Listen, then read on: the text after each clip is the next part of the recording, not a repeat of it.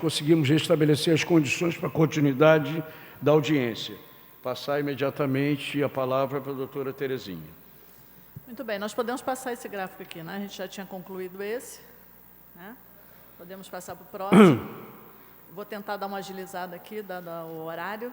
Tá? Aumenta só um pouquinho só o áudio da doutora Terezinha. Ok. Tá bom? Essa máscara prejudica um pouco, né? Vou tentar falar um pouco mais alto. Ok, então aqui agora nós temos a previsão do gasto com os recursos federais. Tá? Essa última coluna aqui é o gasto de pessoal que está previsto. E os recursos federais, eles vêm... Tudo bem? Os recursos federais, eles vêm, embora eles cheguem todos numa mesma conta bancária, né, que é a de custeio, duas contas, na verdade, o custeio e o investimento, os recursos eles precisam ser gastos dentro do que o Ministério determina. Né? Então, aqui está a divisão entre a atenção primária, a assistência farmacêutica, a vigilância, o investimento, como a gente colocou aqui, é sempre pouco, gestão do SUS, que é para capacitação de treinamento, participação em seminários, etc. A média e alta complexidade, que é o nosso maior recurso, e ele está dividido entre os contratos de prestadores SUS, aluguéis, tem aí uma listinha pretinha, fininha aí, que são aluguéis de unidades, os insumos... desculpe, contratos embaixo vermelho são os contratos de prestação de serviços. Os contratos em amarelo que são dos prestadores SUS, que é o nosso maior gasto, né, com o recurso que vem do governo federal para média e alta complexidade. E o pessoal, né, que é realmente um gasto maior. E até fazer uma observação aqui, esse gasto de pessoal aqui com recurso federal, ele no ano passado ele eram 20 milhões e esse ano eles são 51.500, porque com a queda da arrecadação do município, porque com o recurso do royalties não se pode pagar pessoal, e se pagava com recurso da fonte 100, do Tesouro Municipal. Com a queda da arrecadação, acabou que eles estão nos dando mais recurso de royalty para outras despesas e nós tivemos que botar um pouco mais de recurso do federal para o pagamento do pessoal. Foi apenas uma troca, né? O recurso estadual, a gente tem aqui uma previsão fez uma previsão de 14 milhões, da mesma forma, os recursos também... eles têm as suas caixinhas, né, do que pode gastar, então eles estão divididos entre atenção primária, medicamentos, vigilância, SAMU, UPA, e esses prestadores SUS aqui são aqueles que recebem um plus do governo, né, do governo municipal, do governo estadual, para complementar em alguns serviços específicos. Essa outra planilha, que vem à frente, vocês podem passar aí,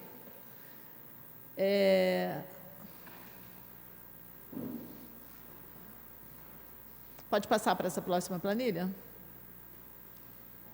Não, tem uma planilha antes, não tem? Acho que passou rápido. Isso. Essa aí é recursos para enfrentamento do Covid por fonte. Então, tem o recurso... Obviamente que a gente vê que o recurso do superávit... Agora que eu botei em números, né, aquilo que a gente tinha lá atrás, e dividindo por fonte. Então, os recursos do superávit do município, os recursos do superávit daquela fonte Covid, os recursos próprios, cada um por fonte. Né? Então, foi só uma forma, e aí a gente vai mostrando o que a gente vai, quais são as despesas que a gente vai fazer, tá? Que a gente já tinha visto lá atrás, teste rápido, teste PCR... insumos, equipamentos, locações, tá? Então, são os gastos que a gente já tinha visto lá atrás, só que aí a gente detalhou por fonte. E aqui a gente detalhou no próximo quadro, pode passar, por favor?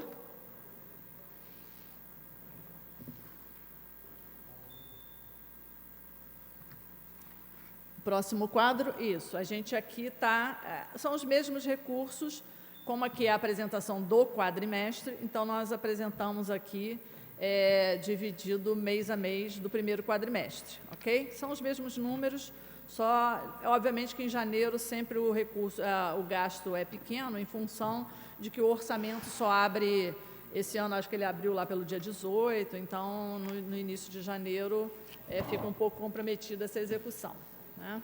Pode passar o próximo gráfico? Esse gráfico aqui também é aquilo que reflete aquela planilha, né? Sempre fica mais fácil observar no gráfico do que na planilha, então a gente botou aqui, tá vendo aqui esse vermelho meio marrom aí, não sei que cor seria essa, 51% dos gastos para enfrentamento da Covid no primeiro quadrimestre foram do royalty, né? E 11% da fonte, desculpa, é porque é igual, né? O 11% em azul é do Tesouro Municipal. Então, na verdade, nós tivemos 62%, né, dos gastos com Covid foram de recursos próprios do município, né? O 11% em verde, eles foram de um recurso federal, né? Então, a gente vê aí que realmente... E a gente também já teve um gasto aqui, né, da fonte do superávit, que foram aqueles recursos que pagou a folha de pagamento em janeiro, como eu já coloquei, que esses 2% aí, ok? É exatamente aquilo que estava lá na planilha, colocado em gráfico. Aqui a gente fez um outro gráfico, também aquilo que já está lá na planilha, que é mostrando o gasto, como a gente gasta, a pretensão de gastar exatamente em que a gente vai gastar, em que a gente já gastou, né? Aqui na gestão do oceânico, 58 milhões, pessoal, 11 milhões, então mostrando aquele gasto do quadrimestre, agora por tipo de despesa, isso aqui só no Covid, tá? E aí agora, o próximo quadro, por favor. Aí a gente já entra no que seria realmente a apresentação do quadrimestre, que são as receitas do primeiro quadrimestre, né? Pode passar, por favor, para a planilha que tem isto.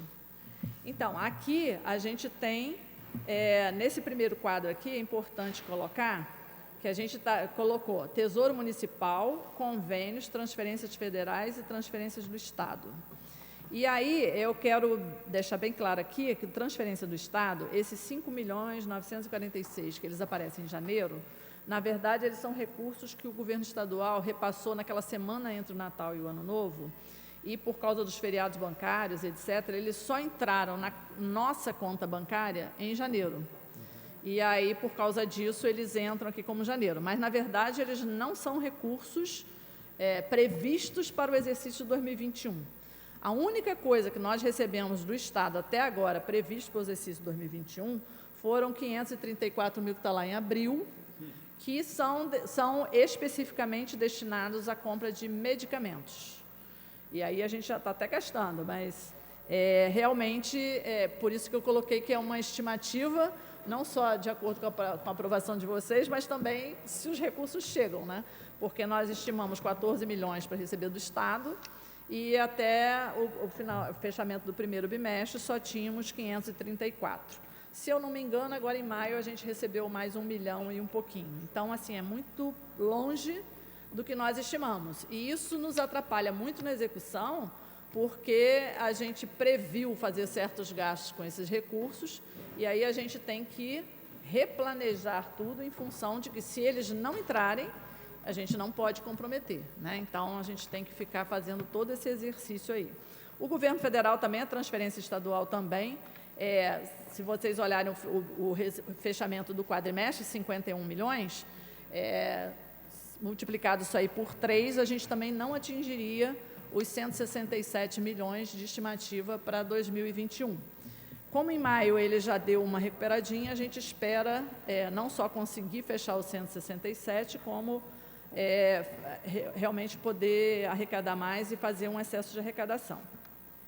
Embaixo, esse outro quadro maior, eu nem vou detalhar devido à hora, mas vocês estão com ele aí para acompanhar, são os recursos do Tesouro do Governo Federal, dentro das caixinhas, né, que a gente precisa gastar. Então, cada um, esses recursos são os que entraram, né, e a gente precisa observar essa distribuição aqui no gasto desses recursos, tá?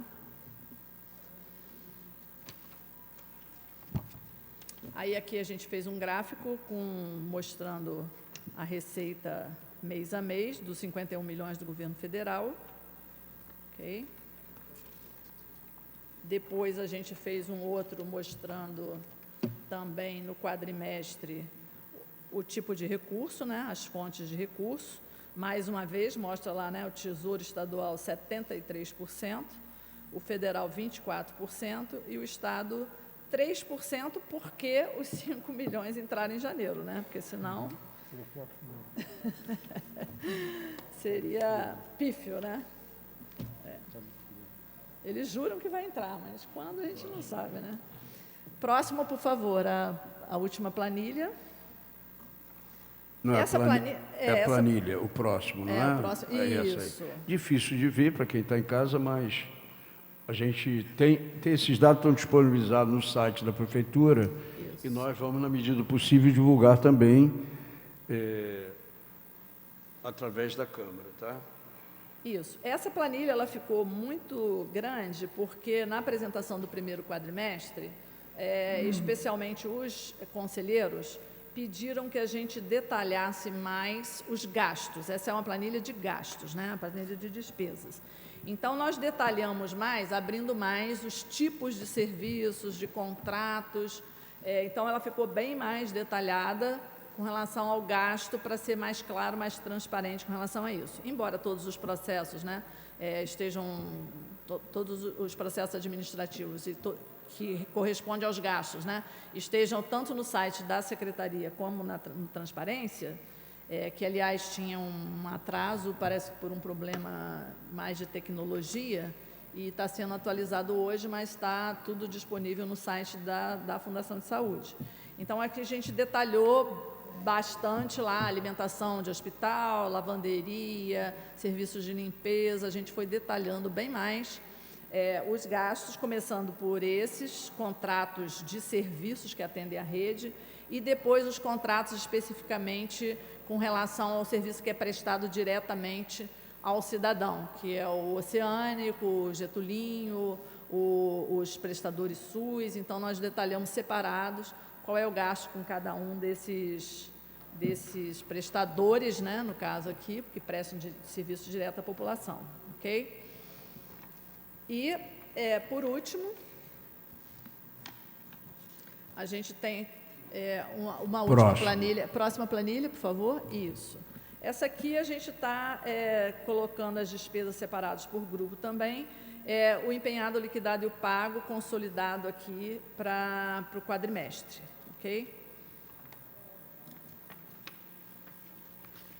Eu acho que aí podem, os senhores vereadores, se quiserem atentar mais depois aos números, qualquer dúvida que tenha, passa para a gente. E aqui, no final, por último aqui agora, o último gráfico.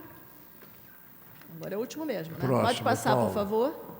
Isso. Esse último gráfico aqui, a gente está mostrando a execução da despesa, pessoal, serviços de terceiros, os prestadores, medicamentos e materiais de laboratório e os investimentos. E aí o que eu gosto sempre de chamar a atenção é mais para a alturinha das colunas, né? Obviamente que a coluna em azul, no início do ano, você empenha os contratos para o ano inteiro, ou até o vencimento deles, se eles vencem em julho, em outubro, você já empenha até o vencimento do contrato, não sabendo se ele será renovado ou não. E o pessoal também que você empenha no início do ano e depois vai só liquidando e pagando, né? Então, por isso, a coluna de azul aqui de pessoal, ela é já o do exercício inteiro. O que eu queria chamar a atenção é para a altura que serviços terceiros, serviços diretamente arrecadados e medicamentos e materiais, a coluninha vermelha com a verde, que é o vermelho é o liquidado e o verde é o pago, né? E vocês veem que em serviços as coluninhas estão emparelhadinhas, né? Medicamentos têm uma diferencinha pequena. Então, isso significa que todos os serviços que são prestados e todos os materiais que são entregues, eles são imediatamente liquidados e pagos, né? Nós não temos uma fila de pagamento, não temos nenhum problema com pagar os fornecedores. Então, isso tem um fluxo já muito bem estabelecido e o orçamento andando muito casadinho com os recursos financeiros, de forma que na medida em que os serviços são prestados ou os materiais são entregues, a gente pode imediatamente pagar. E isso é muito importante porque existem muitos municípios que não conseguem fazer isso, e aí, às vezes, o fornecedor, isso influencia nos preços dos materiais e dos serviços, né? Se o fornecedor tem a garantia, ele sabe que nós pagamos em dia, isso sempre colabora a nosso favor na hora de uma licitação e dos preços que eles colocam, né? Materiais e medicamentos é que a gente não consegue que elas estejam completamente emparelhadas, não porque nós não queremos, mas é porque nós estamos tendo uma dificuldade, às vezes, com entrega desses materiais na medida em que está tendo o mercado mesmo, né? Está influenciado aí pelo Covid, está faltando muita coisa e, às vezes, tem que primeiro verificar realmente a qualidade, etc., antes da gente pagar aquilo que a gente consegue ser entregue, né? Então, é isso. Era essa apresentação que eu tinha que fazer e estou à disposição para os questionamentos que possam ser feitos. O vereador Fabiano aqui, que é o especialista em finanças, né? Isso. O presidente permitir? Sim, sim, por gentileza. Com licença. Claro, desculpa. É melhor falar agora. Desde o púlpito lá. Dá para pegar o Fabiano no púlpito? Dá, né?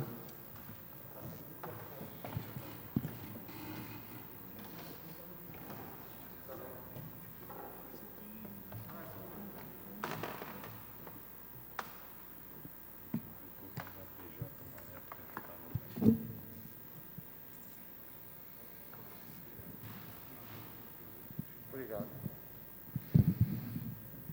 Boa tarde a todos e todas. Eu estava acompanhando virtualmente, mas quando teve a queda aí de energia, não sei se foi um pico de luz, eu resolvi vir para o plenário, que eu estava atendendo, mas acompanhando a audiência. Em primeiro lugar, presidente Paulo da Comissão de Saúde, parabenizá-lo pela forma como tem conduzido os trabalhos da Comissão de Saúde e nessas prestações de conta, essa harmonia entre a Comissão de Orçamento e de Saúde.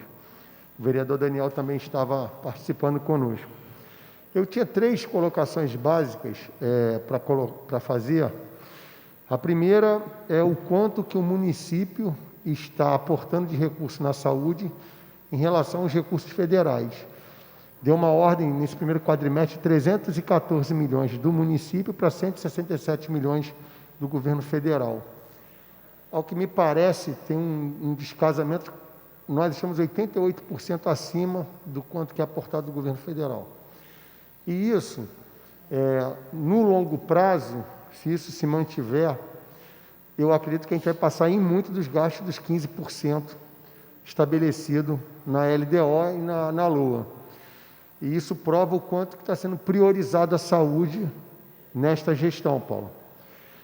Isso colocado, o valor gasto com as cirurgias eletivas está muito abaixo do que eu vi no relatório anterior. E o número de atendimentos também ambulatoriais, também uma queda muito grande se comparado a 18, 19 e 20. Talvez porque a prioridade esteja sendo efetivamente a questão da Covid. Isso é demonstrado no gasto com a Covid, em detrimento das eletivas. O que me preocupa, doutora, é esse represamento de pessoas que estão precisando de cirurgias e não tem outro local a não ser a rede municipal. O Hospital Azevedo Lima não está fazendo, nós sabemos que o Antônio Pedro está com escassez de recursos. Então, cada vez mais, a população de Niterói e limítrofes estão depositando na saúde de Niterói a saída para serem operados.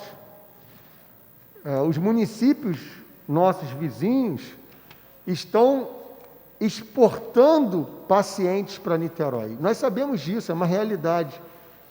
Só que nós não podemos também negar atendimento porque,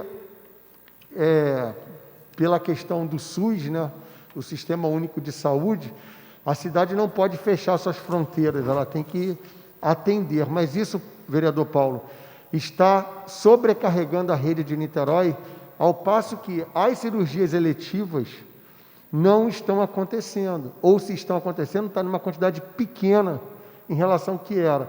E aí tem dois fatores.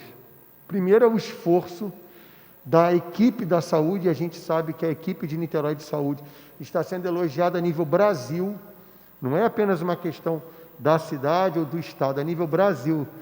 Não são poucos os casos que as pessoas que têm plano de saúde estão pretendendo que os seus familiares vão para o Hospital Oceânico para tratar Covid. Eu participei essa semana que se encerrou de um caso desse, né? Então, mas a minha preocupação se dá na questão dos pacientes que estão aguardando uma cirurgia de apêndice, pedra de vesícula, um stence, né? Isso me preocupa. Então, eu gostaria de deixar colocado aqui pelos números. Pode ser que a realidade seja outra, mas eu estou analisando números, que é a minha praia. A informação vem através da análise dos dados, né? Então, se por acaso depois, se vocês puderem me explicar, eu vou ficar feliz. O outro ponto que eu queria destacar é com relação ao gasto com imobiliário, aluguéis, que está aí destacado 1.200.000 e pouco. A minha pergunta é, nesse cômputo dos aluguéis, já está o custo da locação do Hospital Oceânico, ou o Hospital Oceânico, o custo dele de locação está embutido nos 58 milhões que ele custou nesses 4 meses? Não, o aluguel do Oceânico, ele é um contrato nosso, ele vence agora em junho. Sim. E nós temos que fazer a locação do prédio é nossa. Então, ela de julho a dezembro serão mais, acho que 500.000, se não me engano. Sim, mas então ele está dentro daquela rúbrica locação. Está dentro daqueles 1.262.000 lá que apresentou. Isso. Tá. Então, o custo de 58 milhões do Hospital Oceânico, 14 milhões e meio em média por mês, ele se dá pela pessoal mais os insumos, né? Não, o Oceânico 9.800.000, mais ou menos, mês. Mas no valor que foi que eu peguei aqui na planilha, está com 58 milhões gastos com o Oceânico. Porque pode ter o pagamento de dezembro que tá. virou janeiro. A folha de dezembro jogou para janeiro? Pegou janeiro, e aí vocês computaram? Isso. Tá. Bem, eu queria destacar, presidente, e todos os presentes aqui, que a minha convicção, que se tem um dinheiro que está sendo muito bem investido, e aí eu não vejo como despesa, mas vejo como investimento, é esse recurso que está sendo gasto no Hospital Oceânico.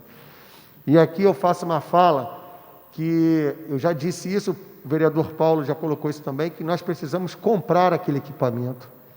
Aquele equipamento precisa ser da cidade de Niterói, com esse fim específico, para tratamento, hoje é da Covid, mas nós sabemos que a todo momento nós somos acometidos de Zika vírus, dengue, chikungunya, agora a Covid. Então, aquele equipamento ele tem uma finalidade muito importante para a cidade. Ele é a válvula de escape para não sobrecarregar os outros entes da rede, né? Então, a minha percepção é que aquele equipamento, na hora que ele é feito o cômputo contábil dele, parece que ele é muito oneroso para nós.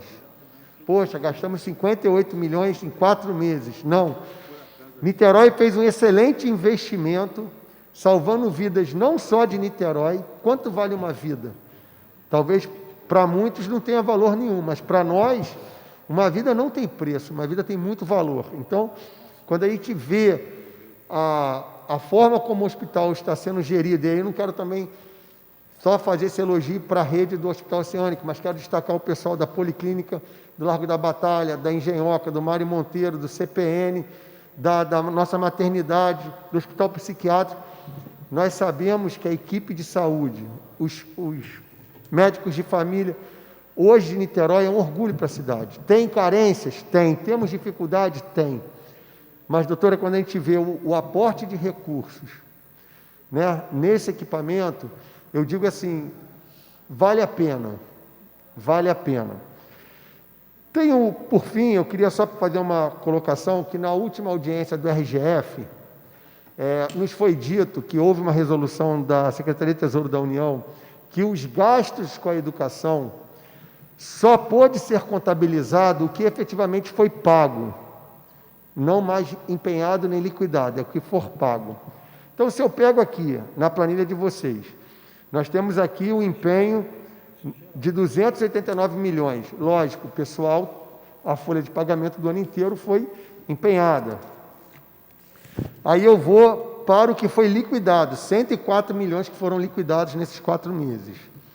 Mas aí eu vou na lógica lá do que foi pago, 82 milhões, o que foi efetivamente pago, mostra que nós temos aí aproximadamente 18 com mais 8, 26 milhões que foi liquidado, mas não foram efetivamente pagos. Para o cômputo do gasto dos 15%, o que está valendo para efeito da saúde? É o liquidado ou é o efetivamente pago? Porque 26 milhões aqui dá quase 20% de diferença entre o liquidado para o pago. Então, essa é a minha preocupação, que eu queria deixar isso colocado aqui, para que a gente possa estar em consonância com a determinação que preconiza hoje o STU. Para a educação é o que foi efetivamente pago. E para a saúde? Então, só que assim, a gente quando olha quadrimestre, ou quando a gente olha mês a mês, a gente tem que tomar o cuidado, porque às vezes, como o pagamento pode ser feito no início do mês seguinte, acaba que tem uma distorção, né? Ok. E aí o que vai contar é o que fechar o exercício. O exercício, tá bom. Né? Então, a gente tem que estar atento a isso. Obviamente que quando vai chegando ao final do exercício, tem todo um acompanhamento com relação a esse gasto, mas quando vai chegando ao final do exercício, você fica mais atento para que realmente o que foi gasto nesse ano, ele tenha sido efetivamente pago para contar nesse recurso. E aí até vou pedir licença para o senhor para fazer uma observação com relação ao percentual de gastos, porque o percentual de gastos, ele é em cima das receitas próprias. Isso. Né? Então, e aí a gente acaba que, às vezes, isso também, vamos dizer, não reflete todo o esforço do município, né, de colocar, porque ele tem um modo de cálculo, né, Sim. que às vezes tem recursos que não são computados. O próprio royalty, né, que é uma principal fonte aqui, a Exatamente. 138, não entra nesse cômputo. Isso, não entra no cômputo. São as receitas tributáveis. Isso, e que está sendo, esse ano especialmente, com a redução da receita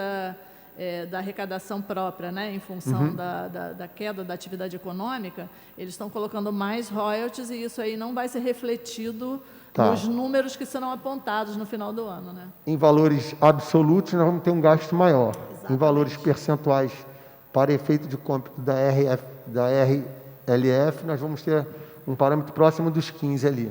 Não, 15 não. O município nunca ficou, acho que, menos de 18. Tá. No ano passado foi quase 20. Então, mesmo assim, ainda é um percentual bem acima do mínimo. Ótimo. Um outro detalhe aqui, que eu vou pegar aqui. Deixa eu só achar aqui. É que as letrinhas... A idade, né, faz os nossos braços ficarem mais esticados. Deixa eu só pegar...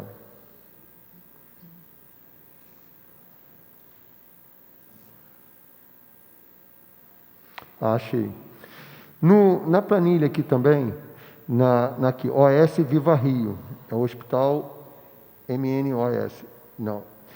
Tanto na OS Ideias, só tem o dispêndio, aí você tem o empenho de 44 milhões em janeiro, aí nós temos a liquidação aqui que foi se dando ao longo. Então, vocês empenharam o contrato todo dessa OS Ideias, que é do Getulinho, não é isso? No início de janeiro, do ano inteiro. E vocês estão liquidando e pagando no decorrer do ano. Isso, não só esse, mas como todos os contratos, a gente empenha até o vencimento deles. No caso do OS Ideias, é o início de dezembro. Tá. Então você empenhou 12 meses está praticamente. empenhado até dezembro. O Oceânico, ele está sendo renovado de 3 em 3 meses. Ah, então, a gente só entendi. pode empenhar o que já está renovado. Aí, por isso que não teve em janeiro nenhum tipo de empenho, vocês fizeram em fevereiro o valor de 2 e estão liquidando. Isso. Ótimo. Era somente isso. Muito obrigado, doutora. Parabéns aí a toda a equipe. Obrigado. Obrigada. Vai lá, Gilson. Pois não. Terezinha ia responder, mas adianta aí.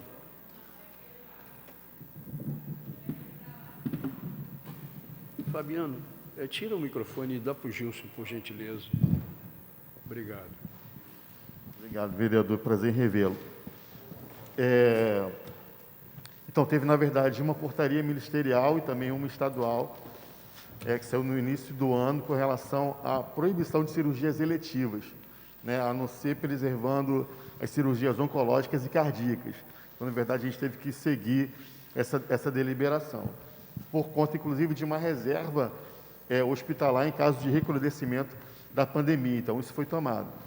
O nosso cuidado é de estar retomando essas cirurgias eletivas no prazo mais rápido possível. Isso já está sendo planejado, tanto é que a regulação já tem todo esse parâmetro, os quadros, aquilo que precisa ser feito, para poder já começar. Na verdade, nós já começamos algumas agora no mês de maio, para poder atualizar essa fila que foi feita, infelizmente. E aí, assim, não é uma atitude nossa, né? Foi em virtude das leis que foram colocadas, infelizmente, com relação ao recrudescimento da Covid, mais uma vez aí no início do ano, né? Mas a gente já tem tudo isso regulado e já estamos atualizando esses dados, que já começaram agora a partir do mês de maio, mas que não constam aí, em virtude de que esse levantamento é até o mês de abril. Durante o período crítico da pandemia, as cirurgias eletivas foram suspensas e nós tivemos leitos de retaguarda no Ourense. A pergunta é, nós temos razões para não termos reiniciado com a intensidade que for possível as cirurgias eletivas? Então, nós já reiniciamos algumas já agora em maio, só que não consta aí em virtude, porque o relatório é até abril, né? Só que elas estão sendo retomadas à medida que a gente vai acompanhando também essa questão da Covid e das legislações que rezam com relação a isso. Ok.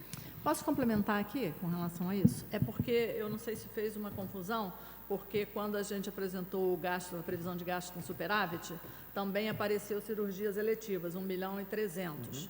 E esse valor era, então, tem 600 e poucos mil aqui, que eram recursos do Estado, que vieram através de uma portaria no exercício de 2019, eu acho? 20 para cirurgias, e aí, como estava suspenso, não utilizou.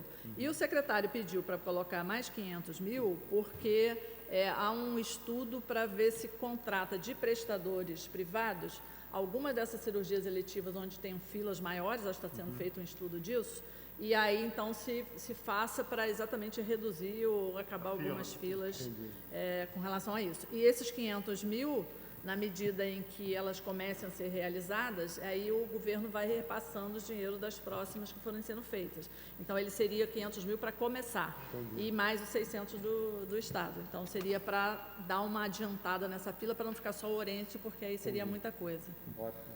Bom,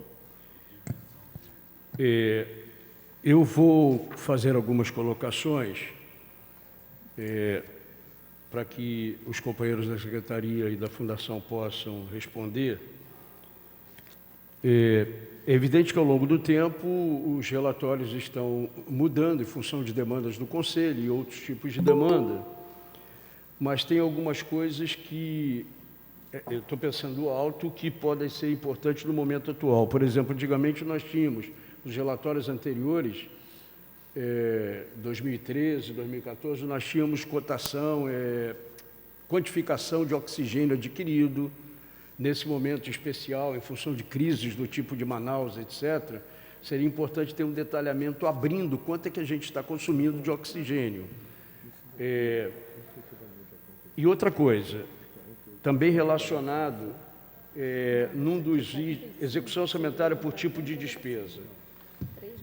Em relatórios anteriores, nós tínhamos a discriminação, e aí, para mim, isso é extremamente importante, que é a discriminação do uso da caixa pequena. Na Embratel, a caixa pequena, eu acho que é despesas diretamente administradas pelos gestores.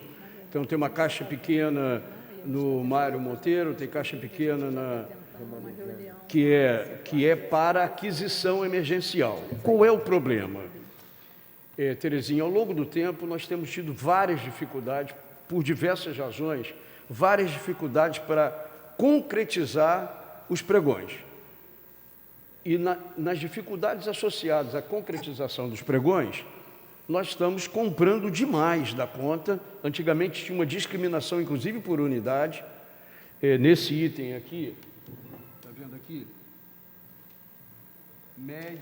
Material médico e laboratório, nós tínhamos medicamentos, insumos de material médico hospitalar. Nós tínhamos, inclusive, por unidade. É evidente que eu suponho que onde esteja se gastando mais em caixa pequena, em regime de caixa pequena, deva ser no Carlos Tortelli. Mas imagino também que na Mário Monteiro, etc. Seria importante a gente saber isso, até porque na impossibilidade da gente ter fornecimento via... teve um determinado momento que você falou lista de assinatura, aquelas cartas de adesão, tem um nome técnico. Ata de registro. Exatamente. O problema é que uma coisa é a gente comprar por carta de adesão, que é, em tese, organizado por vários municípios, uma aquisição em escala pode diminuir preço, isso tudo a gente sabe. Mas comprar emergencialmente, com a intensidade das compras que a gente está fazendo, nós estamos... É evidente que quem perde licitação, e eu não sei até que ponto não é combinado entre eles, quem perde licitação recorre, etc, etc. Agora, não conseguíamos viabilizar nos pregões eletrônicos a aquisição em função do nosso histórico chamado controle de estoque, né, que toda a organização tem. O Fabiano sabe disso muito bem, senão ele não vende as coisas que ele precisa. Vereador, depois você me permite uma parte nesse assunto? Claro, claro. O que acontece, vereador, que os insumos da área de saúde, a sua grande maioria é atrelada à variação cambial. Sim. Então, quando você faz um pregão para entregas programadas, o fornecedor, teoricamente, não vai ter interesse de participar. Por quê? Porque a variação cambial faz com que o preço desse insumo varie muito e, ultimamente, só para cima, nunca para baixo. Então, se ele ganha o compromisso de entregar 10 mil unidades de um medicamento que seja comprado com uma validade curta, ele não vai botar 10 mil medicamentos no estoque dele e ficar esperando a Prefeitura de Niterói pedir. Então, o que ele faz? Ele compra para demanda mensal. Como a variação de preço, e no pregão você não pode reajustar o preço dentro do período de um ano, o cara começa a ter prejuízos enormes. Então, ele não tem interesse de fornecimento. Igualmente a ata. Então, me parece que nesse caso, por conta desse momento que a gente está passando, até o vereador Luiz Otávio Nazar sempre fala isso, é uma pressão muito grande nos preços dos insumos. Uma ampola de um medicamento sedativo pagava-se R$ 35. Um amigo meu que é dono de empresa de ambulância falou que estava pagando mais de R$ 250. E às vezes não tem onde comprar. Como que você, poder público, vai conseguir isso? Você não consegue isso. Por quê? Porque você está acostumado com uma média de preço para estimativa pregão e o mercado já está trabalhando em um preço muito superior. Então, você acaba ficando refém dessa política de comprar emergencialmente, porque você não vai encontrar quem queira participar dos pregões para manter uma entrega durante um período grande, vereador, por um preço fixado, cujo a variação cambial pressiona muito esses insumos. Qual é a saída, né? Quem traz o problema tem que ter a solução. Ao meu juízo, é você fazer pregões quase que mensais em quantidades pequenas, porque aí você vai ter a média de preço muito próxima.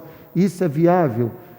É um trabalho hercúleo, mas não tem outro caminho. O senhor que viveu o período da hiperinflação, você imagina como é que deveria ser naquela época vender para o governo tabelado e a inflação comendo o preço dos insumos. Obrigado, vereador. Olha só, é importante a gente ter visões diferentes de mundo, inclusive na Câmara. É evidente que eu tenho nuances de diferença de análise com o vereador, meu querido amigo, tenho dito isso em vários momentos, a Câmara ficou muito enriquecida com a chegada de novos vereadores. Nós tínhamos na legislatura passada pouquíssimos vereadores que discutiam os problemas da cidade, e nós temos nessa legislatura uma quantidade significativa de pessoas interessadas em discutir os problemas da cidade, entre elas o Fabiano. Nós temos uma visão de mundo diferente. Em primeiro lugar, não tem prejuízo para a farmácia que compra medicamentos, porque os laboratórios restituem todo o estoque na medida em que a validade acaba. Isso é um elemento.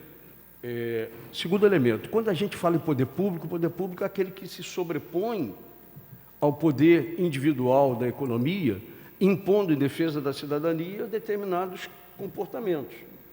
Então, por exemplo, nós temos uma quantidade, Vossa Excelência não vai gostar do que eu falo, não. Eu acho que Niterói é uma cidade extremamente rica em pecadores e em doentes. Pecadores porque a cada esquina você tem uma igreja. Não estou me referindo a nenhum tipo de igreja. Aliás, uma delas, desde Pedro, ela tem menos do que as outras que nasceram mais recentemente, pós-Pedro. A partir de Lutero e outras denominações, etc. Mas igreja em cada esquina e farmácia em cada esquina. Para mim é lavagem de dinheiro. Porque a cada esquina. A Moreira César, Gavião Peixoto é uma farmácia atrás da outra. Nós temos uma população doente que necessite tanto. Para mim, e digo isso claramente, não depende da legislação municipal, lavagem de dinheiro. Lavagem de dinheiro em boa parte, porque o governo federal tem programas iniciados durante o governo Lula, é verdade, e a gente tem que elogiar aquilo que é a chamada farmácia popular. Nós temos medicamentos de uso continuado para diabetes, se eu não me engano, Itamar, você me ajuda, pressão, né? E diabetes, no mínimo esses dois, que são uso continuado, que a farmácia, o programa Farmácia Popular, garante a aquisição pelo governo federal e as pessoas credenciadas vão lá e pegam sem desembolsar nada. Está custando a nós, povo brasileiro, as coisas. Eu acho que é evidente que mercado é mercado, só que tem gente que quer domar o mercado e colocar o mercado a serviço do público com maior ou menor intensidade. Em defesa da população, o governo federal, eu me lembro da época do governo Sarney, os caçadores, os fiscais do Plano Cruzado, etc., iam para bater nos donos de supermercado, etc. O que aconteceu nessa pandemia, a partir do instante, inclusive, que a população recebeu, aqui em Niterói, muito mais do que o governo federal, porque os mais vulneráveis da população receberam auxílios de R$500. O governo federal fez uma proposta de 250, depois, pressionado, aumentou para 600 e agora está em 250. Este povo mais vulnerável, com recursos do governo federal e do governo local, priorizaram aquisições aonde? Supermercado. O que a gente viu foi os donos de supermercado aumentando o preço descaradamente. E você não tem nenhum controle do poder público para condicionar as regras dentro dos limites do mínimo de respeito à população. Boa parte da população, você é do comércio, você sabe. Se me permitir, o quanto... eu gostaria de uma parte também, vereador. Sim. Na realidade, o preço dos alimentos, a gente tem que entender o seguinte: nós temos um dólar. Nós temos um dólar sobrevalorizado. O Brasil deixou o dólar se sobrevalorizar em detrimento do mundo, onde o dólar se desvalorizou. Os nossos produtos ficaram muito baratos e houve uma demanda mundial por alimentos e commodities, minério. Sim. O que aconteceu? Eles compraram nossa produção toda, de arroz, de trigo, de feijão, de milho, de soja. O que aconteceu com os preços no Brasil? Subiram, porque era muito mais vantajoso exportar. Entra recurso para o governo em dólar, nossa balança comercial ficou super favorável e houve uma saída significativa de dólar pelo mercado. Então, você tinha que manter a balança, o equilíbrio monetário também. Então, o preço do supermercado foi inflação de custo, não foi inflação de demanda, são duas coisas distintas. Sim. Então, o preço do combustível, que subiu muito porque a variação cambial, o preço dessas commodities, que a China veio comprando tudo, a China comprou quase que todas as maiores produtoras de alimentos do Brasil, cooperativas imensas. Então, nós temos hoje uma pressão inflacionária de custo, e isso fez com que Se você perguntar hoje, os donos do supermercado, eu tenho alguns amigos que são donos de lojas e de redes, eles falam o seguinte: nós ganhamos dinheiro no início da pandemia, hoje não. Você teve um aumento abrupto no frete, você teve um aumento abrupto no custo desses alimentos, né? Então, e a população perdeu o capital, perdeu o poder de compra. Hoje, R$ 100 de Compra hoje menos. equivalem a R$ 14 em 2000, no ano de 2000, R$ 100 valia 100, ao valor de hoje vale R$ 14. Então, quer dizer, nós estamos empobrecendo. E isso nós temos que considerar. Então, se você pega o preço de medicamentos, ele sofreu essa mesma pressão. Ah, Fabiano, mas o Brasil não exporta medicamento, mas a gente Sem importa dúvida. insumo. Sem dúvida. Por isso a pressão nos preços. Nós vamos encerrar essa conversa, eu vou fazer um outro rebate, porque a gente está desviando o foco da audiência. Desculpa. Mas, não, o vereador Fabiano é alguém com formação em economia, com macroeconomia, mas eu queria te dizer uma coisa: faltam outras coisas no Brasil, falta política científica e tecnológica. Sem dúvida. Pois é, sem dúvida. O FRJ, a COP, que é a Coordenação de Programas de Engenharia, entregou à indústria recentemente respiradores que vão sair a um preço de mercado de R$ 8.000. E a gente, por não ter política científica e tecnológica, por não termos uma visão de economia de guerra e reconversão das plantas industriais para fabricar, em vez de automóvel, fabricar respiradouro, são políticas macro que precisam ser adotadas. Nós poderíamos ter fabricação de vacina, até agora a Anvisa não licenciou o Butantan, não licenciou o Vital Brasil, que eu saiba, tem inclusive que entrar em comunicação, para autorizar teste em humanos, na terceira fase, o teste do soro Covid. E nós temos um hospital que é especializado em Covid, o soro Covid é para ser usado em base hospitalar, não é para comprar na farmácia. Então, o melhor ambiente de experimento que poderia ter com o governo municipal, o Instituto Vital Brasil, que está aqui do lado, começou lá em São Paulo com o Vital Brasil e com o Oswaldo Cruz, depois veio para o Rio a Fundação Oswaldo Cruz, e tem o Vital Brasil, entidades centenárias com a capacidade reconhecida no mundo inteiro, e nós não conseguimos. Enquanto isso, a Anvisa, sem nenhuma crítica aos técnicos que trabalham na Anvisa, mas é a política que você implementa ou não na Anvisa. A Anvisa autoriza agrotóxicos que todas as agências internacionais proíbem no Brasil, mas ela autoriza para o agronegócio no Brasil. Proibido na Europa, proibido nos Estados Unidos, mas a Anvisa autoriza agrotóxico no Brasil, mas não autoriza com a velocidade, com todo o respeito aos técnicos. E eu, como engenheiro, tenho um respeito enorme a quem pesquisa e a quem trabalha em ciência e desenvolvimento, mas está demorando a adotar medidas que agilizem o processo de vacina, e entre eles do soro. Várias vidas foram perdidas por falta de vacina, mas também por não se autorizar o uso de um soro que tanto o Butantan quanto o Vital Brasil, testando em animais, e os animais, os cavalinhos, né? Os cavalinhos são aqueles que dão a nós a maior parte das vacinas e dos soros. Os cavalinhos multiplicam com o soro Covid testado até agora, e mais de 10 vezes a capacidade de criação de anticorpos do nosso corpo. Então, se a gente pudesse, em doses literalmente cavalares, ministrar em ambiente hospitalar o soro, nós poderíamos estar salvando pessoas que estão morrendo. Dominguinhos, nem sei se foi de Covid. Foi. O Nelson Sargento, perdeu o Nelson Sargento, apesar de ter vivido muito. É muito ruim perder o Paulo Gustavo, perder algumas pessoas que nós perdemos, fora os anônimos, é algo extremamente grave. Então, a gente precisa ter uma política científica e tecnológica que garante dinheiro. Não pode ter corte em bolsa de estudo da CAPES, não pode ter corte em bolsa de estudo CNPq. Então, os nossos cérebros vão lá para fora. No Reino Unido, a coordenadora dos programas do National Health Service, que é o equivalente ao SUS nosso, é uma médica de São Paulo. Ela está trabalhando lá no Reino Unido. Por que não está aqui? Porque aqui não tem espaço para as pessoas trabalharem e desenvolver ciência e tecnologia. Na minha área, Terezinha, que é de telecomunicações, antes da privatização durante o governo Fernando Henrique Cardoso, nós estávamos desenvolvendo no Brasil e entregando a indústria para a industrialização, dependendo do equipamento, entre 80% e 90% industrializado no Brasil, com pesquisa no Centro de Pesquisa da Telebrás. assim como tinha um centro de pesquisa, ambos em Campinas, centro de pesquisa em iniciativas ligadas à informática e desenvolvimento da ciência de tratamento de informação. Com a privatização do sistema Telebase, acabou o CPQD, acabou e nós não desenvolvemos nada. E aí nós estamos hoje importando boa parte das plataformas que prestam serviços de comunicação.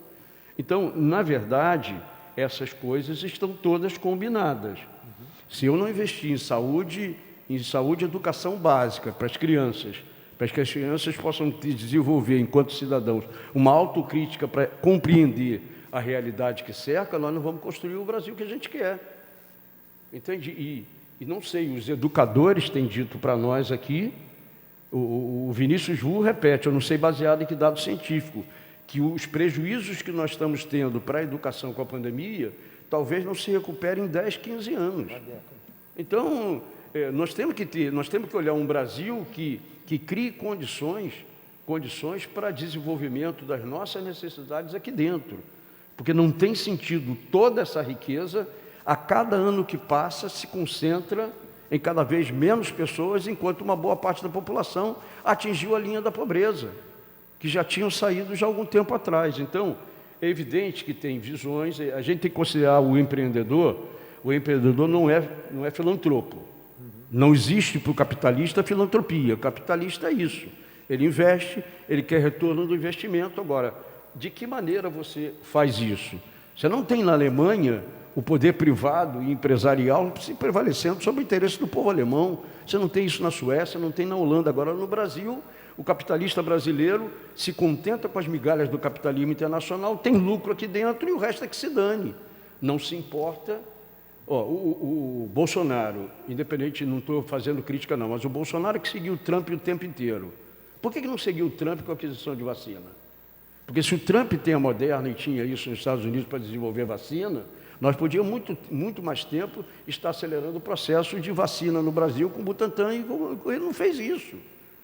E o povo americano já está saindo na rua sem máscara, por conta de uma decisão política de um presidente que pensava igual ao nosso presidente e completamente. Não foi o Biden que garantiu o início da vacinação de todos, não. Quem garantiu foi o Trump. E o Biden acelerou isso. Então, o que a gente está fazendo no Brasil? É uma discussão, é evidente que eu entendo o lado empresarial dos negócios. Ninguém faz filantropia no mundo empresarial. Nem do capitalismo de Estado, nem no capitalismo privado. Porque a China, por exemplo, todo mundo fica falando que é comunista é o país mais capitalista do mundo. Capitalismo de Estado, que faz com que investimento na educação básica, investimento, a concentração de PhDs que a China, em 1980, a China estava muito atrás, 80, eu estou falando de 40 anos atrás. Em 1980, a China estava atrás do Brasil em tudo. Hoje o Brasil está lá na rabada do desenvolvimento científico e tecnológico, aí fica dizendo, não chegou a IFA, não chegou isso, não chegou aquilo. Por que a gente não está fazendo IFA? Não é por falta de cientista, nem de plantas de pesquisa no Brasil. Nós temos plantas de pesquisa espalhadas por todo o Brasil. Vou encerrar porque já está longo esse papo. Em 1979, eu desenvolvi um trabalho na Embratel de João Pessoa e fui conhecer a Escola Politécnica da Universidade Federal da Paraíba. Nessa Escola Politécnica, tinha um desenvolvimento de motor a explosão a nitrogênio. Esse empresário teve apoio do BNDES? O Gurgel, que tentou fazer carro no Brasil, teve apoio do BNDES? Não, teve apoio do BNDES e JBS para fazer carne. Para fazer friboi, etc. E aqueles que poderiam estar gerando pesquisa e desenvolvimento não estão gerando. Então, é evidente que isso acaba afetando na educação, acaba afetando na saúde. E o que a gente está passando, a necessidade de gastar muito mais, 100 mil com respirador. No início da pandemia, o Rodrigo ligou para mim, Paulo, o que nós vamos fazer? Os caras estão pedindo 100 mil, 80 mil. Eu falei, compra. Compra, é evidente que compra. Você vai ficar no meio de uma pandemia com pessoas morrendo, achando que os caras estão me explorando e me vendendo respirador muito caro, mas na realidade eu poderia estar comprando respiradores fabricados no Brasil se eu tivesse uma política permanente de desenvolvimento científico e tecnológico. Essa é a discussão.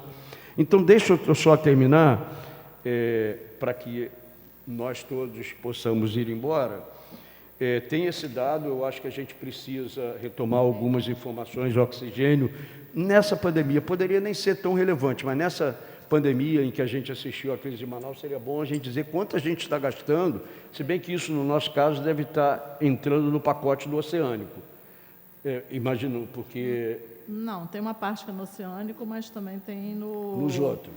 Tem no HMCT, tem nos outros. Mas, inclusive, um desses contratos em previsão aqui é porque ano passado, no Covid, a gente já tem um contrato de oxigênio. E ano passado, na Covid, a gente aditou em 25%, que é o máximo possível.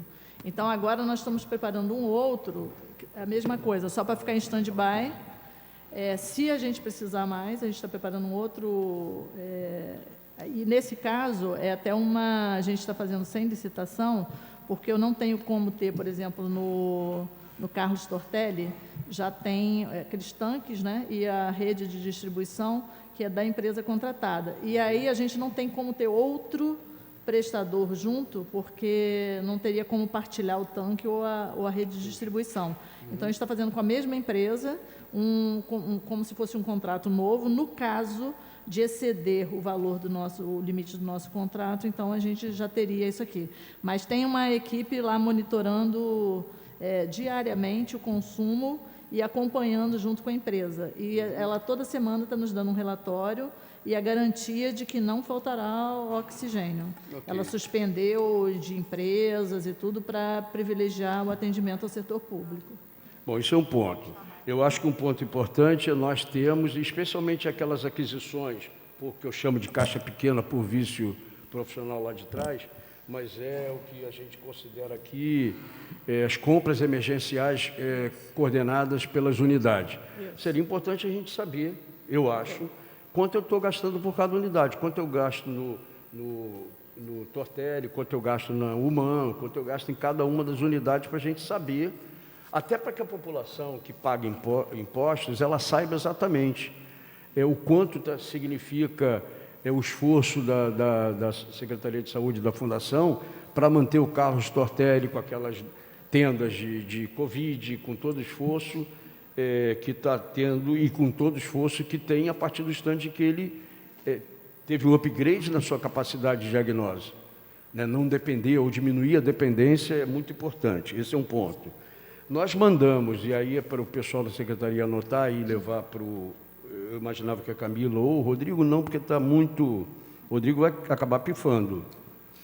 É impressionante. Outro dia eu estou falando, se bem que eu falo com ele de madrugada, às vezes ele fica louquinho, né? Eu não sei quem é mais doente, eu ou ele.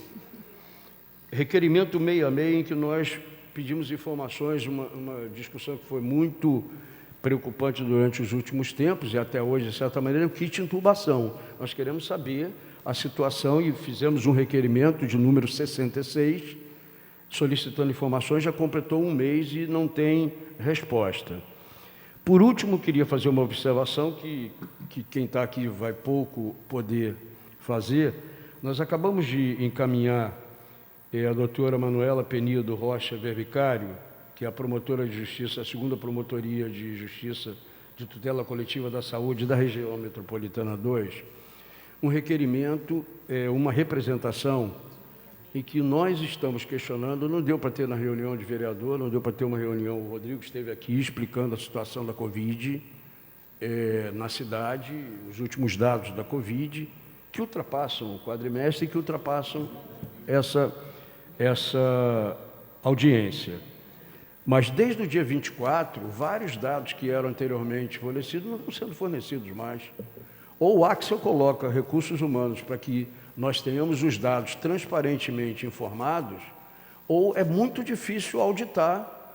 Auditar, que eu quero dizer, eu não quero fazer auditagem, eu quero os dados para fazer minhas próprias contas.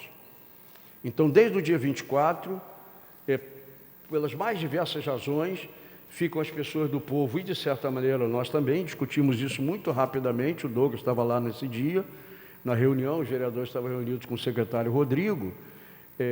Tem diferença no óbito que quando ele ocorre, ou o óbito quando ele é notificado, tem diferenças desse tipo, mas eu tenho mecanismos, se eu tiver recursos humanos. Se eu tiver escassez de recursos humanos, fica difícil. Não dá para eu pedir publicação dos dados diário. Nós não temos separadamente e diariamente quantos leitos eu tenho com informação do Sindileste, que presta informação num determinado dia, nós coletamos da rede pública diariamente, mas o Sindileste, ele apresenta no final. Eu sou poder público. Nós somos gestores plenos da Metropolitana 2. Então, se o Sindileste não pode nos fornecer dados que a gente possa ter casamento de data e poder deixar de comparar laranja com banana, porque se eu pego referenciais diferentes, eu vou acabar chegando a conclusões equivocadas. Então, eu preciso ter os dados. Desde o dia 24 não tem nenhuma mais publicação dos dados diários. As razões, e eu não quis aprofundar no dia da audiência, as razões são razões, algumas foram ponderadas pelo secretário Rodrigo, mas hoje outras não. Nós temos 12 indicadores que são computados, e agora tem aquela tendência dos índices. Eu tenho dúvida daqueles índices. A primeira vez, segundo a minha análise pode estar errada, mas eu só posso chegar à conclusão, fazendo autocrítica, se eu estou errado ou não nas conclusões que eu tiro, se eu tiver dados que o governo tem e eu não tenho. Então, por exemplo, quando nós atingimos o laranja, pelo meu acompanhamento, nós deveríamos ter atingido o laranja, no indicador síntese, na semana anterior. E aí, ou eu tenho transparência, ou eu, enquanto Poder Legislativo, 1/21 do Poder Legislativo, não posso ajudar o prefeito da cidade a ser mais duro no isolamento social. Eu tenho restrições para quem está andando na praia.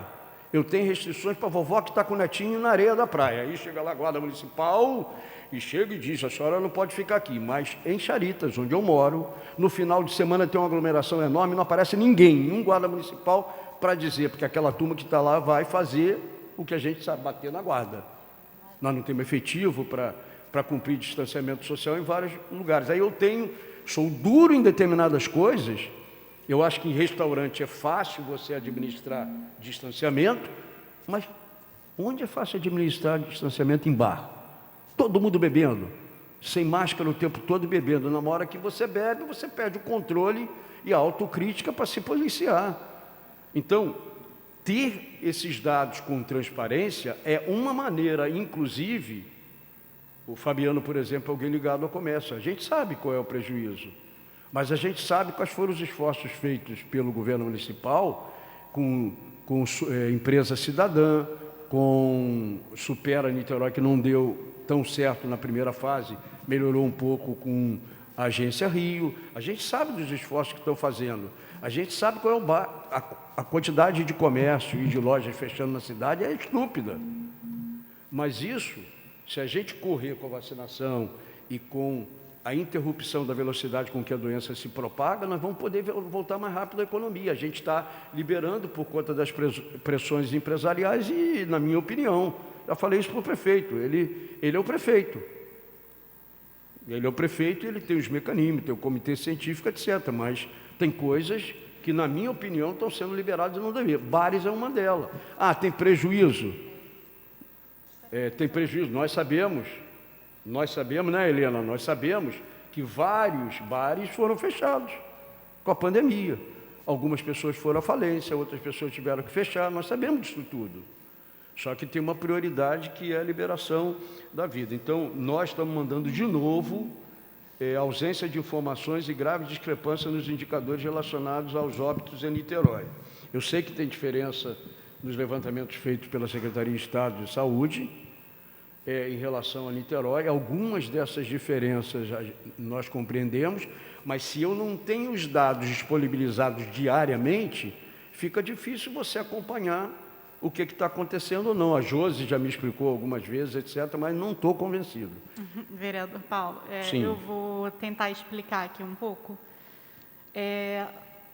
Na verdade, a gente fez uma atualização agora, recente, na semana passada. Eu acho que foi posterior à vinda do secretário aqui. Teve uma audiência onde ele apresentou um pouco o panorama Covid, mas no momento que ele veio, a gente ainda não estava com a nova versão do site. O site agora ele está atualizado, eu posso até mostrar, passar para alguém Não sei se tem como exibir aqui, mas está público. Então, ele é online, então posso passar o link para alguém. Faça isso. Tá, para quem que eu passo? Não, pode falar publicamente, a gente anota. Chama o Paulo aqui. Se Não, for o caso. se você puder entrar agora, Paulo, dá para pegar aqui com ela o link e a gente dá um jeito de expor no telão? Tá. Eu trabalhei durante muito tempo fazendo desenvolvimento de sistema. É fácil criticar, não é tão fácil fazer as coisas. Só um minutinho, eu vou passar aqui para o Gilson. E aí ele... Gilson, você passa para o Paulo? Tá legal. Porque aí é bom porque as próprias ansiedades e críticas que a gente acaba superando. Sim, claro. Deixa eu passar aqui, senão eu vou acabar me complicando aqui. Só um minutinho. Isso. Passei, Gilson, para você. Nessa atualização, a gente está expondo dados diários. É claro que, com a pandemia, né, vários conceitos que a gente utilizava muito no ambiente, muito da epidemiologia, eles foram compartilhados com a sociedade. E aí, compartilhados de uma forma que não é explicado exatamente o que é cada informação. Por exemplo, caso por sintoma, caso por notificação, óbito, data de óbito por registro, data de ocorrência. Então, tem várias informações que são repassadas para a sociedade, mas não são explicadas em detalhes, e isso acaba causando muita confusão, inclusive na hora de você reportar informações em meios na imprensa e tudo mais. Então, a gente, inclusive, publicou uma nota a respeito disso, tentando esclarecer algumas dessas informações que vêm sendo veiculadas. Nas informações que a gente tem agora, a gente informa óbitos por data de ocorrência, a gente informa casos por data de ocorrência, por notificação, casos por sintomas. Gilson está abrindo aqui, só um minutinho. E foi realmente no esforço de tentar compartilhar com o conjunto da sociedade, né, para facilitar esse entendimento aí, para entender como a gente está na situação da pandemia, né, como que se vai agravar, se não vai. Me empreste seus óculos, por favor. Não, tudo bem. Bom, essa parte colorida é onde a gente tem o indicador síntese, né? Aquele que é o painel em PDF, composto por vários indicadores, são 12 indicadores no total. E aí a gente tem esse gráfico colocando... Ele está sendo atualizado diariamente, porque esse dado aqui, essa planilha é de 26 de maio. Isso. Tem uma defasagem aqui de uma semana, talvez. A gente atualizou ele, foi no dia... Foi quinta-feira. Sexta-feira a gente teve um atraso aí das informações que a gente recebe da vigilância, então na sexta ele não foi atualizado, mas hoje ele será atualizado. Pode descer um pouquinho? Aí a gente tem um gráfico com casos de Covid por data de notificação, que é a data em que o caso foi notificado por algum profissional de saúde. Na aba seguinte, tem casos por sintomas, né, por data de sintomas. A gente utiliza no nosso painel o número de casos de acordo com data de notificação, porque são as informações mais recentes que a gente recebe. O gráfico de casos por sintomas vai ter uma diferença em relação ao gráfico de casos por notificação, porque a gente vai ter casos que não vai ter sintoma. Então, ele vai apresentar essa diferença. Aí a gente também tem o registro de óbitos Início de por sintoma dia. significa o que? 7 dias depois dos primeiros sintomas? Não, em Ou geral... no ato do falta de ar, Casos paladar? por data de sintomas é o primeiro dia que a pessoa apresentou sintoma. Ok. Tá? Data de notificação é o dia que foi registrada a comunicação para o serviço de saúde. Temos o gráfico de óbitos também, a parte cinza é a quantidade de óbitos diários e a linha em azul é a média móvel, né? Pode passar, por favor. Aqui a gente colocou 2 coeficientes que são bem importantes, Vai lá no microfone. que é o coeficiente de mortalidade, que é o número de óbitos de acordo com a população de Niterói. E aí a gente utiliza a estimativa de 2020. Junto a isso, a gente coloca a taxa de letalidade, que aí a gente vai fazer um cálculo de acordo com os óbitos, usando como denominador a quantidade de casos de Covid-19 notificados em Niterói. São duas informações bem importantes para a gente entender como que está a gravidade, né, da pandemia. Mas os indicadores, aqueles 12, são calculados com o mesmo numerador e denominador. Teve alguma alteração? Não, né? Não, não, não. Só na apresentação. O que a gente apresenta no painel, naquele PDF, é o coeficiente de mortalidade. O de letalidade a gente não apresenta naquele PDF, porque não é uma informação que se costuma utilizar para cálculo de indicadores no geral, né? Mas a gente achou interessante trazer para entender se a pandemia está agravando, se não está. Em geral, ele tem um movimento um pouco diferente da mortalidade. Pode passar. Leitos Isso aí é a taxa de ocupação de leitos, clínicos. E aí tem, em azul, são os leitos privados, em laranja são os leitos públicos. Leitos não, né? A taxa de ocupação, né? Pode passar. Taxa de ocupação semanal de leitos de UTI, mesma coisa, privado e público. Tá, isso é o gráfico. E diz Isso. a taxa de ocupação, mas não diz a quantidade. Está dividido entre público e privado? Está dividido entre público e privado. O azul é privado, o laranja é público. Número de pacientes internados em leitos públicos e privados. E acho que só. O final é uma nota com algumas informações um pouco mais detalhadas para dúvidas, né? Esclarecer nós vamos algumas fazer uma informações. análise no gabinete, na comissão, dessa nova maneira de apresentar. Você tem alguma observação que queira fazer, Tinoco? E aí a gente vai comunicar aquilo. Não mudou. As coisas que nós encaminhamos para o MP, de dúvidas que nós temos, nós vamos ver se mantém a partir desse instante que eles estão sendo apresentados nessa formatação. E aí, conforme for, a gente encaminha de novo também a vocês. Tá ok. Queria anunciar, se você quiser fazer alguma observação, faz ali. Queria anunciar a presença do conselheiro Joaquim Jorge da Silva,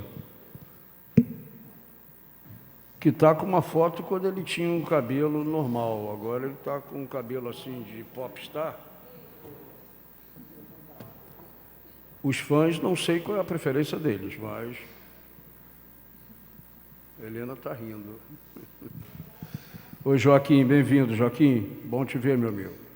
Bem, a gente teve acesso a esse site já, né? E acho que as denúncias que têm saído, tanto no jornal A Seguir, que tem noticiado bastante isso, nós fizemos agora uma denúncia com base também nos acompanhamentos que eles têm feito. Os problemas acho que permanecem, né? Porque, assim como a gente viu agora ali, alguns dados estão atualizados, outros não. Então, os dados que apareceram ali de óbitos, por exemplo, são dados de março, né? Abril. Então, e para além disso, os dados que diariamente eram postados no Facebook, que eram minimamente, né, uma forma que a gente tinha também de acompanhar diariamente, isso foi interrompido. A gente não sabe muito bem por quê, mas foi interrompido já uma semana ou mais. Então, esse é um pedido que a gente faz para que retorne também essas informações diárias que eram postadas.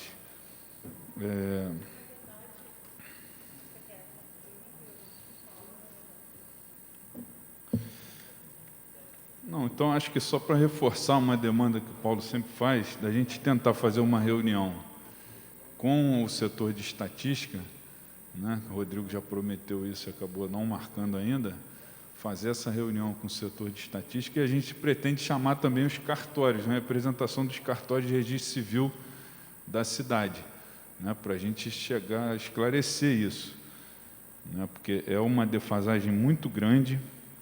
Os óbitos que aparecem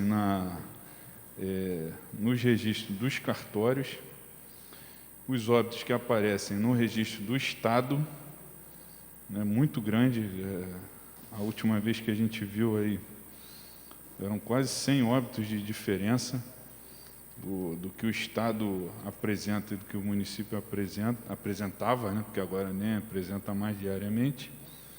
Então, a gente precisa esclarecer isso, né, para a população e precisa de uma estratégia de divulgação que permita isso que o Paulo coloca, a auditagem, né, mesmo que ao final da semana epidemiológica. Menciona a reunião do Conselho de Transparência, em que foi, inclusive, assumido, é uma demanda do Conselho Municipal de Transparência, que esses dados também sejam mais claramente colocados. É muito fácil pedir, mas a gente tem que ver quais são os empecilhos que a gente tem para tornar mais transparente esses dados, que permitam, é evidente, se faltam recursos humanos. Eu estou para marcar uma reunião com a Josi, que trabalha com as estatísticas de lá, e eu não consigo também por conta das demandas daqui da gente. Essa semana, por exemplo, talvez seja uma semana de folga, porque como tem feriado quinta-feira, vocês sabem que o vereador trabalha demais, né? Então tem feriado quinta-feira, então no embalo não tem sessão nenhuma essa semana. Então dá tempo para os vereadores estarem estudando em casa os problemas da cidade e contribuir melhor. Mas é isso, tem uma demanda do Conselho de Transparência. Do Conselho de Transparência, a gente colocou, não foi Camila, não, foi outra companheira que participou, a possibilidade de verificação dos dados ao final da semana, né, esse PDF que é colocado lá com o indicador síntese, a gente conseguir verificar também, não só os óbitos, mas as internações, né, porque como tem o dado só semanal, a gente não conseguir depois conferir isso do que foi a semana, principalmente no setor privado, né, que a gente não tem nem esse dado, vi aqui nesse último gráfico da semana, não tem a quantidade exata, tem o percentual, mas não tem a quantidade exata de internações da rede privada. Então, apesar, no público tem, mas a gente também deveria ter uma forma de a gente saber quantos foram na UMAN, quantos foram no Carlos Tortelli, mesmo que não dê para fazer isso diariamente, mas que ao final da semana ou ao final de um período estabelecido, a gente possa ter onde buscar essa informação, onde buscar esse dado. Na semana tal, no dia tal, tinham tantas pessoas internadas no Carlos Tortelli, tantas pessoas internadas no Oceânico. Se eu for lá, né, Paulo vai lá no Oceânico de vez em quando, a direção informa, hoje teve tantas, ao final da semana teve tantas pessoas, no dia tal o tinha dado tantas. diário está lá, Eles Gisela tem isso com o Carreiro, né, que é o diretor. Acho que a OS lá, tem com mais facilidade ainda, porque as unidades, eu não sei como é que está hoje, acho que foi algum vereador já citou isso, que voltou a dar problema no sistema, no sistema de Há informações. 2 semanas nós fomos ao Carlos Tortelli, uma conversa com o doutor Francis e o doutor Biratã, e o sistema estava fora do ar. Então, eu queria uma informação, o sistema não funciona. O Ramon disse que voltou, mas agora parece que teve problema novamente. Então, a gente precisa ver o tratamento de informação da área de Isso. saúde, que prontuário eletrônico e outras coisas, que são demandas importantíssimas. Eu nem sei se estão, usar uma palavra da moda, o radar do secretário. A mãe dos meus filhos foi uma das primeiras médicas de família de Niterói. E eu chegava da Embratel de noite, eu tinha 2 computadores na Embratel para atividade diferente. Eu chegava em casa e estava lá com um pedaço de papel.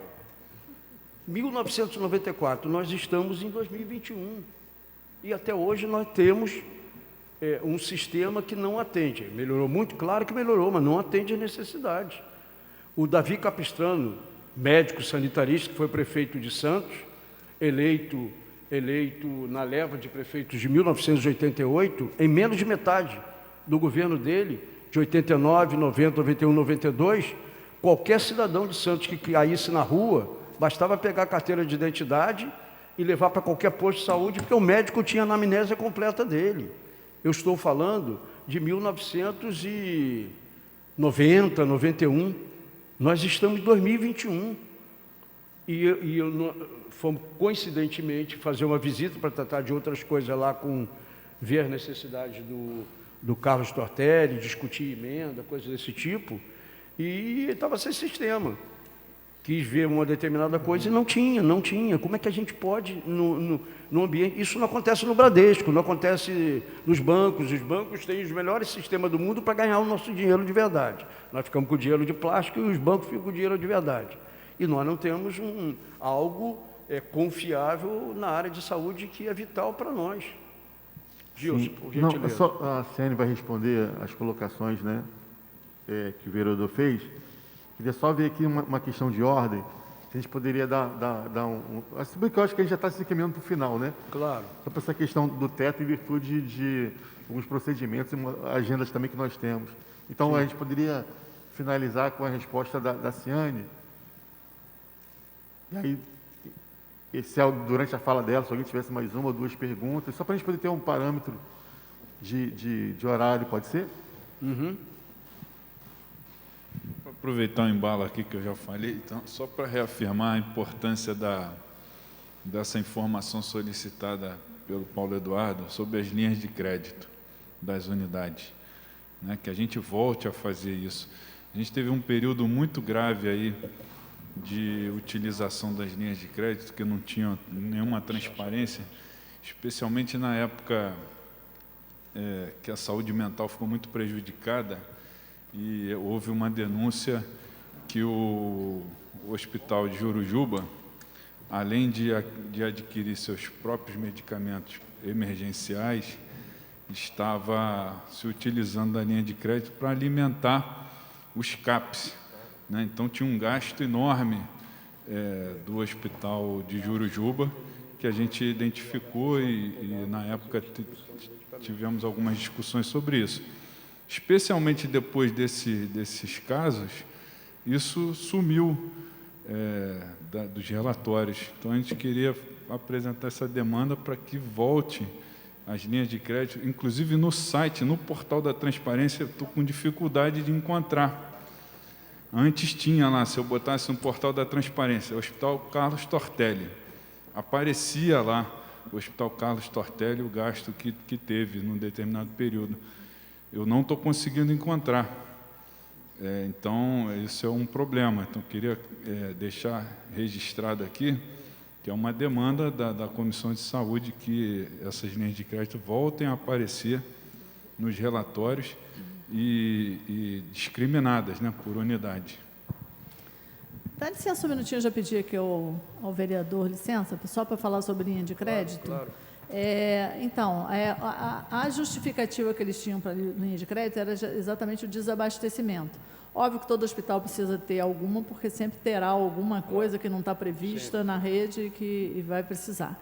Mas, esse ano especificamente, a CEPLAG já tinha uma certa, vamos dizer, uma certa restrição às linhas de crédito, e esse ano, em função do pacto fiscal e de outras contingências, esses valores foram bastante reduzidos.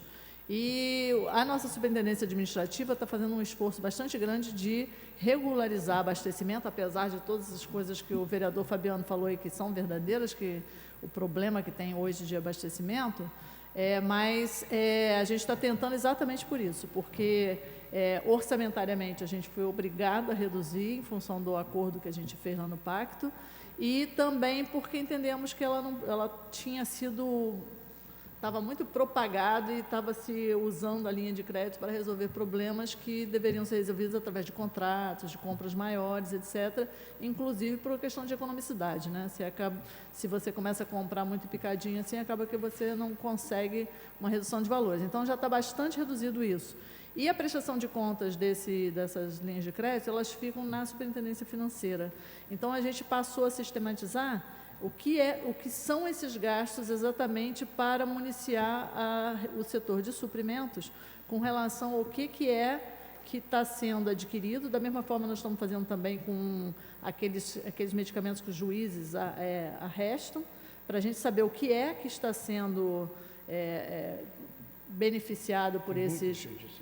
Isso, muita judicialização. Então, a gente está agora vendo, fazendo um estudo de o que é e acompanhando mensalmente para a gente tentar se antecipar, adquirir melhor e dizer para o juiz também não precisa arrestar porque nós agora temos esses medicamentos na rede. Então, são os esforços que a gente está fazendo para comprar melhor, né, e organizar melhor a questão do consumo de suprimentos, tanto insumos como medicamentos na rede. Tá? Eu vou tentar ser sucinta. Algumas informações que foram perguntadas aqui. Em relação aos internados, a gente tem, nessa nova versão do dashboard, a gente tem um gráfico que fala a quantidade de pacientes internados, realmente não está especificado por quais unidades quantos no Oceânico, quantos na UMAM, mas a gente tem o total. A taxa de ocupação também a gente está informando aí, público-privada, que eu acho que é uma informação de extrema importância, para a gente entender, mais do que entender o número de internados, é bom a gente saber como que está a ocupação dessas unidades, né? Até porque, para a gente ver se a pandemia está melhorando ou piorando, a gente vê o número de casos também, óbitos e tudo mais, que também tem 2 gráficos a respeito disso. O CARD, que era informado no Facebook da Prefeitura, ele informava um dado que, inclusive, a gente responde bastante isso, que a maioria das pessoas faz um cálculo pela variação de um dia para o outro do número que é informado no Facebook. E esse número, ele é um dado acumulado. Então, ali a gente tem um número que ele vai variar de um dia para o outro, mas não necessariamente ele está se referindo ao dia de ontem, por exemplo. Ele informa lá o número de casos acumulados, o número de óbitos acumulados e o número de internados. O número de internados realmente é recente, porém, os dados acumulados eles podem se referir a uma investigação de óbitos que foi intensificada e se refere ao mês anterior, foram incluídos lá no mês anterior. Então, a gente acha que essa informação nova, o dashboard novo, com os gráficos diários, é uma informação que dá para se basear, para fazer análise e entender como está a evolução da pandemia. Melhor do que analisar por dado acumulado. Por isso, a gente colocou essa nova versão aí. De fato, a investigação de óbitos ela leva um tempo um pouco maior para ser concluída. Tem a ver com os protocolos nacionais. Investigação de óbitos pode levar até 120 dias para confirmar se o óbito foi realmente por determinada causa ou não. No caso de Covid, esse tempo ele está sendo... existe um esforço muito grande por parte da vigilância para priorizar os óbitos por Covid e concluir a investigação em um tempo menor. A nossa vigilância ela leva, em média, 30 dias para concluir a investigação de óbitos e confirmar se o óbito foi por Covid ou não foi. Então, aqueles dados que são informados no registro civil, eles não são óbitos confirmados, são óbitos com causa suspeita mencionada para Covid, mas ainda precisa passar pela investigação. E, em geral, o percentual de óbitos desses que têm causa suspeita, o percentual que é confirmado é cerca de 28%. Então, não dá para a gente considerar que todos aqueles óbitos que estão no registro civil são realmente Covid. Se a gente tem uma taxa grande aí, de um percentual grande que é descartado. Então, a gente orienta e trabalha com casos com óbitos confirmados por Covid, que passaram pelo processo de investigação. Por isso, a informação que a gente passa nessa nova versão do dashboard é até o último mês concluído, que no caso é abril. Agora, no início de junho, a gente vai atualizar e vai informar até o final de maio. Então, sempre vai ser dessa forma, porque aí tem o tempo de fechar a investigação pela vigilância epidemiológica. E me tira uma dúvida. Provavelmente nós vamos analisar isso e ratificar. É aquilo que nós colocamos para o MP de demanda, que não é apenas uma reclamação, nós estamos pedindo ajuda. Pedindo ajuda. Aliás, uma boa parte do que o movimento social e vereadores que são minoria fazem é contar com o Ministério Público para ajuda para certas coisas, em todas as áreas, não é só saúde não. Tem uns trambiques recentes, eles estão pensando, igual o cara da passar boiada, tem uma construção de um imóvel aqui absolutamente ilegal e foi autorizado pelo urbanismo da Câmara, da Prefeitura. Então, tem coisas de todas as áreas. Mas a gente vai analisar o seguinte, as diferenças nas notificações, por conta de comprovação ou não, quando você diz que tem cerca de 28%, 30% de casos, dentre aquele horizonte de pessoas notificadas enquanto óbito Covid, cerca de entre 20% e 30% é confirmado enquanto tal. A nós tem chegado, e é evidente que eu não estou cobrando isso da prefeitura, eu estou apenas enchendo a minha cabeça de grilo. Muitas pessoas chegam e ligam para a comissão dizendo: meu pai, minha mãe não morreu de Covid. Um que morreu não consta e quem morreu de outra coisa consta. Como é que a gente sabe? Não dá para você também ficar ouvindo as pessoas dizerem e não tem como confirmar.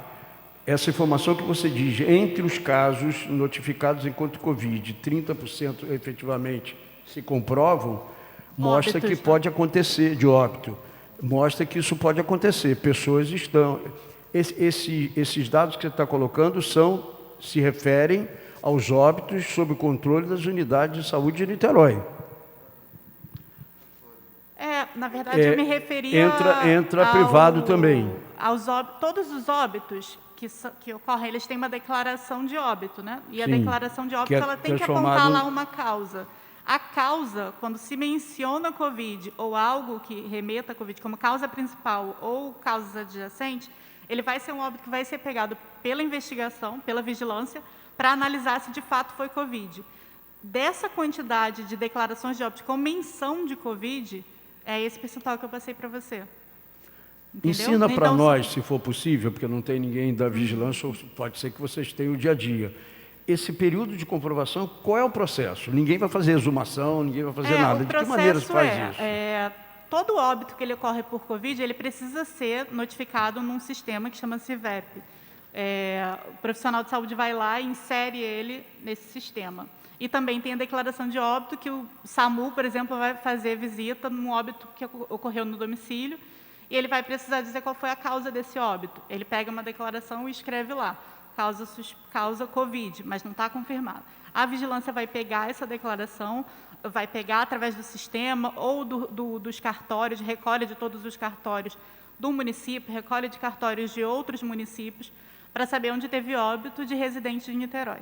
Pega essas declarações e vai fazer a investigação. A investigação pode ser feita de várias formas, acessando sistemas de informação, como o CIVEP, ligando para contatos próximos da pessoa, olhando o prontuário em hospital onde a pessoa esteve internada. Enfim, tem várias formas de conseguir informações. A partir dessas informações recolhidas, é levada para uma comissão composta por vários profissionais. Essa comissão analisa e fecha se esse caso foi por Covid ou não foi. Ou foi por outra causa, né? Isso acontece para todo tipo de óbito, não só Covid. Ok. Bem resumidamente, é esse processo.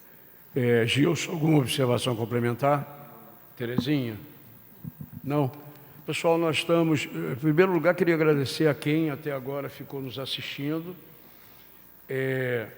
De um modo geral, e é natural que seja assim, de um modo geral, as nossas audiências, ainda bem que essa começou durante o dia, né? Porque eu não gosto de fazer audiência num horário em que a população não pode. Se ninguém vem, é o problema dela, não é meu. Agora, na hora que eu faço uma audiência pública no horário em que as pessoas podem alegar que estão trabalhando e não tem como assistir, fica complicado. Mas as audiências de saúde, algumas delas terminaram aqui 2 horas da madrugada, etc. Né, Itamar? Itamar está lá dizendo que é assim, é assim. Né, Itamar? Mas, na realidade, mais do que educação, que é uma demanda da pobreza de Niterói, e a educação e a saúde, há muito tempo deixaram de ser um problema da pobreza de Niterói. Pessoas, por conta de restrição orçamentária da classe média, estão procurando a rede pública, especialmente a educação infantil, o que significa uma demanda e um esforço orçamentário e de recursos humanos importante, e muita gente procurando a rede pública. Nós precisamos ter, aí não é o município que vai resolver, já discuti isso várias vezes com Maria, quando Maria foi, durante muito tempo, secretária de Saúde. No Fórum dos Secretários de Saúde, há de se discutir uma Câmara de Compensação, assim como uma Câmara de Compensação para os planos de saúde, onde já se viu alguém que tem plano de saúde Entra no Azevedo Lima, a vida é salva no Azevedo Lima de um trauma e depois ela vai se hospedar num hotel de luxo bancado pelo plano de saúde. Onde está o ressarcimento? Tem que se discutir, e num país onde os 3 grupos econômicos que controlam os 3 principais planos de saúde foram os que mais cresceram em acúmulo de riqueza, é evidente que a gente pode imaginar qual é o poder que eles têm para não mudar as regras do jogo. Mas, em nome do interesse público, o que nós temos que estabelecer? Assim como temos que estabelecer câmaras de compensação com São Gonçalo, etc. O fato de Niterói ser um município mais rico, que tem receitas próprias, diga-se de passagem, se a região oceânica fosse de São Gonçalo, como era no passado, São Gonçalo teria royalties de petróleo. Então, a gente fica tirando uma onda daqui e dacolá, com que a gente pode fazer ainda bem, foi a melhor aplicação de royalties de petróleo que a gente pode ter destinado, foi na defesa das vidas e da economia da cidade. Que bom que a gente tenha tido e tenha priorizado o uso, mas, por mais que Niterói seja o gestor pleno da Metro 2 e tenha uma importância na discussão da saúde pública em toda a região, há de ter algum tipo de compensação para os atendimentos que são feitos aqui. Eu não sei como é que está hoje, porque há muito tempo que eu não falo com o pessoal da maternidade. Mas até recentemente, 50% dos atendimentos na maternidade, Alzira Rivera, era de pessoal de São Gonçalo. E deve estar mais ou menos a mesma coisa. Então, a gente precisa, e não é, o SUS é um sistema aberto, tem que atender todo mundo e não está fazendo mais do que obrigação, mas tem que ter, em relação ao financiamento, algum tipo de compensação, porque senão fica o ônus inteiro, sem nenhuma preocupação, o ônus fica inteiro com a população de Niterói. Eu queria agradecer a todos e a todas que estiveram nessa audiência. Nós começamos com um pequeno atraso, mas são 15 para as 2, todo mundo está com fome. Queria elogiar a resiliência. Hein? É o quê? Vamos almoçar. Eu não vou pagar nada de almoço. Você vê que o Cal nem aqui está para pagar o meu, né? Ele deve estar na ilha, tomando uma cervejinha, na Ilha da Conceição. Pessoal, um abraço para todos. Obrigado por estar presente até agora. Um abraço.